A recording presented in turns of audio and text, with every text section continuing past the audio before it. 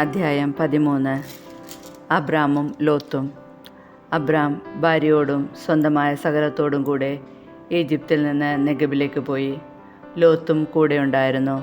അബ്രാമിന് ധാരാളം കന്നുകാലികളും സ്വർണവും വെള്ളിയും ഉണ്ടായിരുന്നു. അവൻ നെഗബിൽ നിന്ന് ബഥേൽ വരെയും ബഥേലിനും ആയിക്കുമിടയ്ക്ക് താൻ മുമ്പ് കൂടാരമടിച്ചതും ആദ്യമായി ബലിപീഠം പണിതതുമായ സ്ഥലം വരെയും യാത്ര ചെയ്തു. അവിടെ അബ്രാം കർത്താവിൻ്റെ നാമം വിളിച്ചപേക്ഷിച്ചു.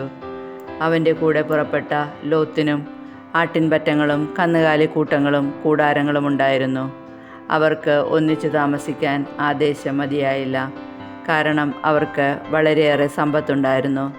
ഒന്നിച്ചു പാർക്കുക വയ്യാതായി. അബ്രാമിൻ്റെയും ലോത്തിൻ്റെയും കന്നുകാലികളെ മേയ്ക്കുന്നവർ തമ്മിൽ കലഹമുണ്ടായി. അക്കാലത്ത് കാനാൻകാരും പെരീസ്യരും അന്നാട്ടിൽ പാർത്തിരുന്നു. അബ്രാം ലോത്തിനോട് പറഞ്ഞു, നമ്മൾ തമ്മിലും നമ്മുടെ ഇടയന്മാർ തമ്മിലും കലഹമുണ്ടാകരുത്. കാരണം നമ്മൾ സഹോദരന്മാരാണ്.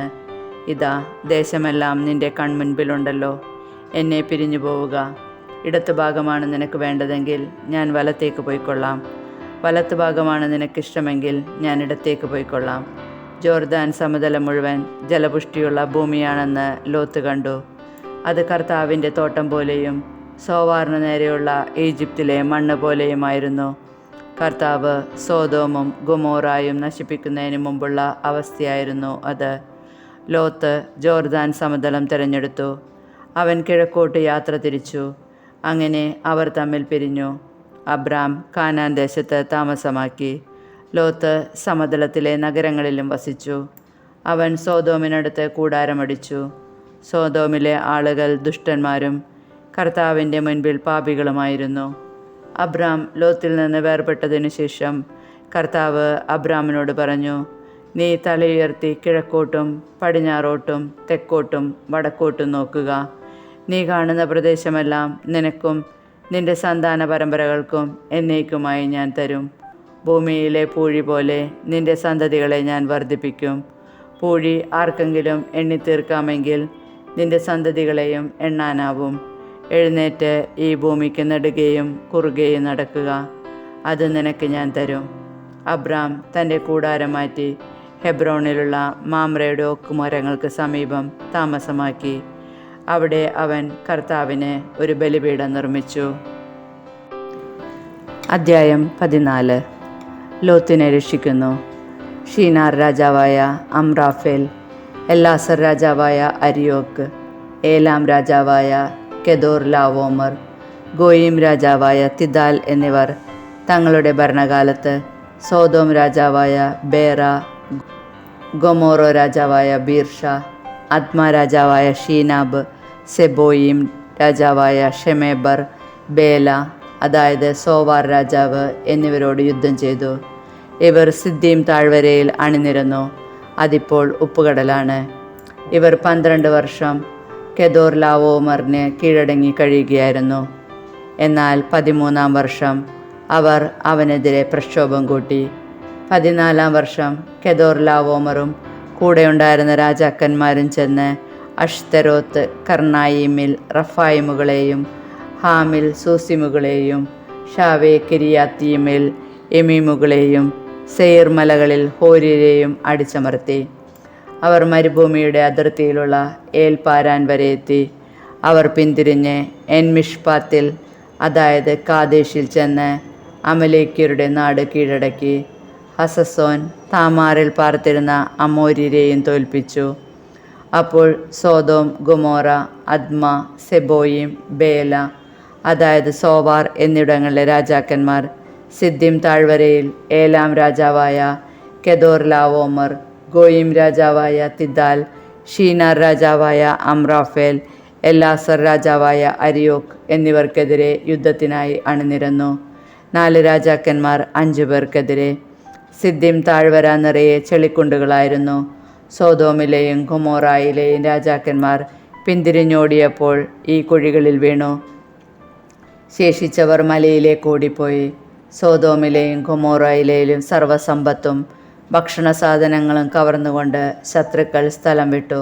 സോദോമിൽ പാർത്തിരുന്ന അബ്രാമിൻ്റെ സഹോദരപുത്രനായ ലോത്തിനെയും അവൻ്റെ സ്വത്തുക്കളോടൊപ്പം അവർ പിടിച്ചുകൊണ്ടുപോയി. രക്ഷപ്പെട്ട ഒരുവൻ വന്ന് ഹെബ്രായനായ അബ്രാമിനെ വിവരമറിയിച്ചു. താനുമായി സഖ്യത്തിലായിരുന്ന എഷ്കോലിൻ്റെയും ആനോറിൻ്റെയും സഹോദരനായ മാമ്രെ എന്ന അമോര്യൻ്റെ ഓക്കുമരത്തോപ്പിനടുത്താണ് അബ്രാം താമസിച്ചിരുന്നത്.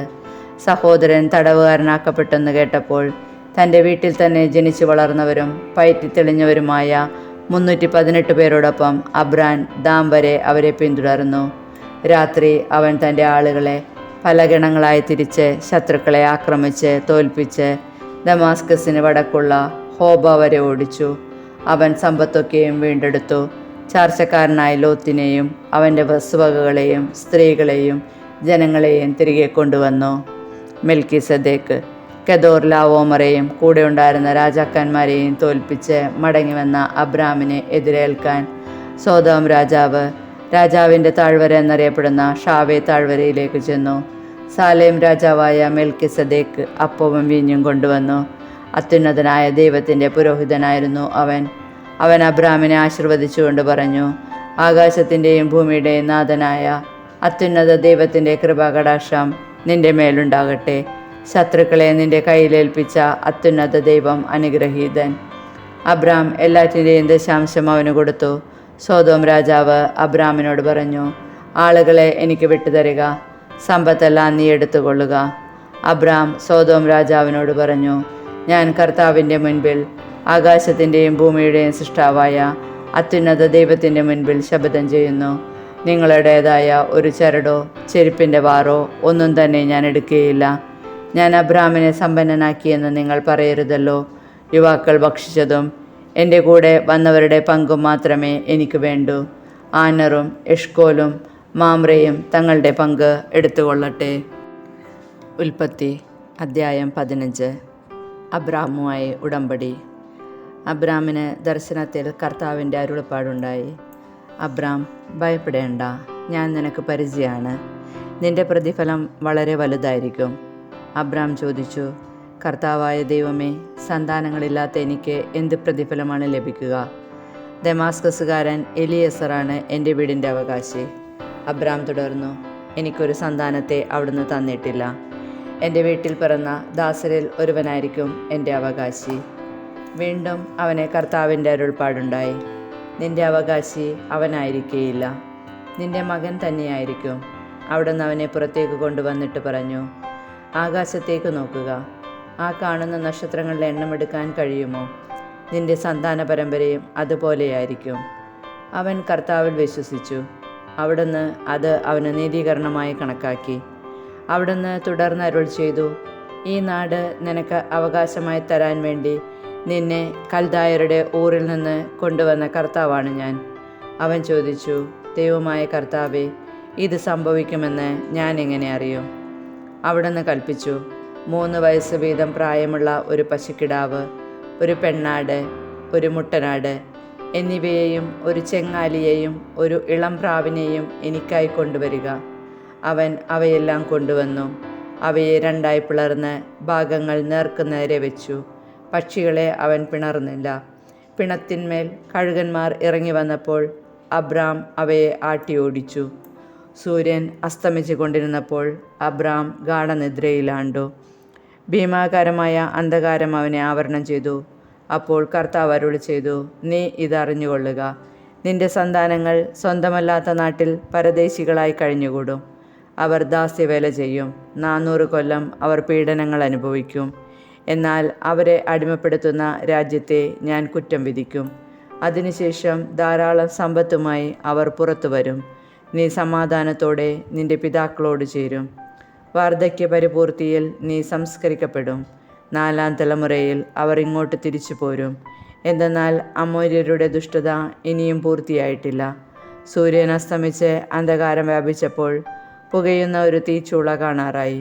ജ്വലിക്കുന്ന ഒരു തീനാളം പിളർന്നിട്ടിരുന്ന കഷ്ണങ്ങളുടെ നടുവിലൂടെ കടന്നുപോയി. അന്ന് കർത്താവ് അബ്രാമിനോട് ഒരു ഉടമ്പടി ചെയ്തു. നിന്റെ സന്താന പരമ്പരയ്ക്ക് ഈ നാട് ഞാൻ തന്നിരിക്കുന്നു. ഈജിപ്ത് മുതൽ മഹാനദിയായ യൂഫ്രട്ടീസ് വരെയുള്ള സ്ഥലങ്ങൾ, കേന്യർ, കെനീസ്യർ, കദ്മോന്യർ, ഹിത്യർ, പെരീസ്യർ, റഫായിം, അമോര്യർ, കാനാന്യർ, ഗിർഗാഷ്യർ, ജബൂസിയർ എന്നിവരുടെ പ്രദേശമൊക്കെയും ഞാൻ നിങ്ങൾക്ക് തന്നിരിക്കുന്നു. അദ്ധ്യായം 16. ഹാഗാറും ഇസ്മായേലും. അബ്രാമിന് ഭാര്യ സാറായിയിൽ കുട്ടികളുണ്ടായില്ല. അവൾക്ക് ഹാഗാർ എന്നു പേരുള്ള ഒരു ഈജിപ്തുകാരി ദാസിയുണ്ടായിരുന്നു.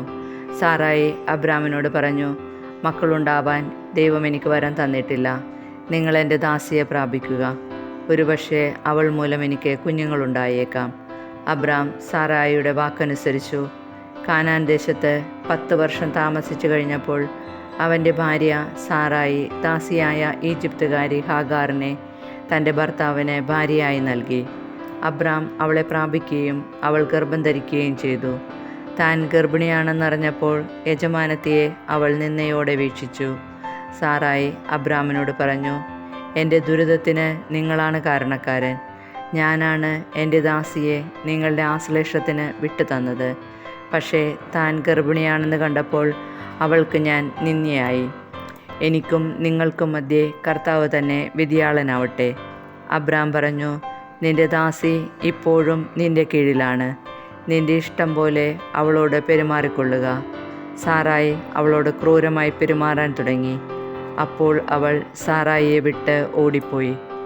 എന്നാൽ കർത്താവിൻ്റെ ദൂതൻ ഷൂറിലേക്കുള്ള വഴിയിൽ മരുഭൂമിയിലുള്ള ഒരു നീരുറവയുടെ അടുത്ത് വച്ച് അവളെ കണ്ടെത്തി. ദൂതൻ അവളോട് ചോദിച്ചു, സാറായിയുടെ ദാസിയായ ഹാഗാറെ, നീ എവിടെ നിന്ന് വരുന്നു? എങ്ങോട്ട് പോകുന്നു? അവൾ പ്രതിവചിച്ചു, ഞാൻ യജമാനത്തിയായ സാറായിയിൽ നിന്ന് ഓടിപ്പോവുകയാണ്. കർത്താവിൻ്റെ ദൂതൻ അവളോട് പറഞ്ഞു, നീ യജമാനത്തിയുടെ അടുത്തേക്ക് തിരിച്ചുപോയി അവൾക്ക് കീഴ്പ്പെട്ടിരിക്കുക. ദൂതൻ തുടർന്നു, എണ്ണിയാൽ തീരാത്തവണ്ണം അത്രയധികമായി നിന്റെ സന്തതിയെ ഞാൻ വർദ്ധിപ്പിക്കും. നീ ഗർഭിണിയാണല്ലോ. നീ ഒരാൺകുട്ടിയെ പ്രസവിക്കും. അവന് നീ ഇസ്മായേൽ എന്ന് പേരിടണം. കാരണം കർത്താവ് നിന്റെ രോദനം ചെവിക്കൊണ്ടിരിക്കുന്നു. അവൻ കാട്ടുകഴുതയ്ക്കൊത്ത മനുഷ്യനായിരിക്കും. അവൻ്റെ കൈ എല്ലാവർക്കുമെതിരായും എല്ലാവരുടെയും കൈ അവനെതിരായും ഉയരും. അവൻ തൻ്റെ സഹോദരങ്ങൾക്കെതിരായി വർത്തിക്കുകയും ചെയ്യും. അവൾ തന്നോട് സംസാരിച്ച കർത്താവിനെ എൽറോയ് എന്ന് വിളിച്ചു. കാരണം എന്നെ കാണുന്നവനായ ദൈവത്തെ ഞാനും ഇവിടെ വെച്ച് കണ്ടു എന്ന് അവൾ പറഞ്ഞു. അതുകൊണ്ട് ആ നീരുറവയ്ക്ക് ബെർൽ ഹായ് റോയ് എന്ന് പേരുണ്ടായി. അത് കാദേശിനും ബേരദിനുമിടയ്ക്കാണ്. ഹാഗാറിൽ അബ്രാമിന് ഒരു പുത്രൻ ജനിച്ചു. ഹാഗാർ പ്രസവിച്ച മകന് അബ്രാം ഇസ്മായേൽ എന്ന് പേരിട്ടു. ഹാഗാർ ഇസ്മായേലിനെ പ്രസവിച്ചപ്പോൾ അബ്രാമിന് 86 വയസ്സായിരുന്നു.